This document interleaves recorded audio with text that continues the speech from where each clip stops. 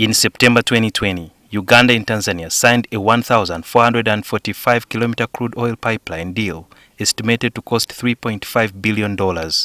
However, as efforts are underway to ensure the country begins reaping from the oil by 2025, the project has hit a bump, with the EU Parliament resolution calling for a postponement of the project for a year, owing to the environmental issues that need to be addressed. I think the EU resolution was not informed by the studies and the processes that led to passing and approving of the entire EACOP system.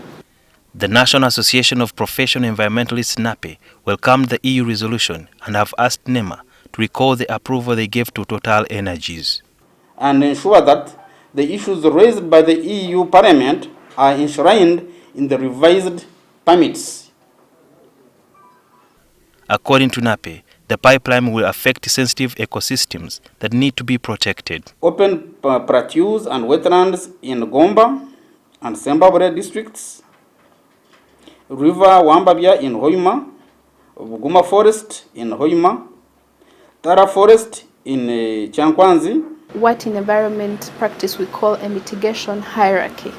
In that hierarchy, you will avoid sensitive ecosystems, you will restore where necessary, and you will go for where there's minimal impact on the environment and natural resources. In fact, only one forest reserve will be passed through by EACOP. NEMA says the issue of spills is being handled technologically.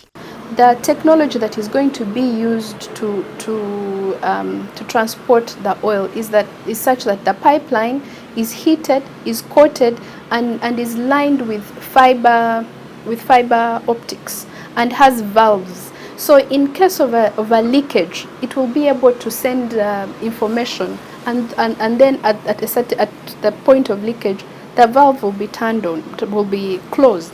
The EU had also raised concern about human rights when it comes to the compensation of project-affected persons. When the government Varua says, John, you will get 6 million after 6 months, at times it takes 2 years, 3 years, 4 years without getting the money. And John is not fully utilizing his land, the value of his land is increasing, and at the end of the day, he is not getting a better deal. It is hoped that once the oil project takes off, the revenue accrued from it will change the state of affairs in a country that has millions of people living below the poverty line. The EU Parliament has not stopped the project, but rather advised government to tackle the environmental concerns, because it is estimated that after 25 years, the oil will be normal. And therefore, if these oil companies have made their money and left, it will be the Ugandans to pay the price for the environmental degradation caused by this very project. Sudhir Yaruhanga, NTV, Kampala.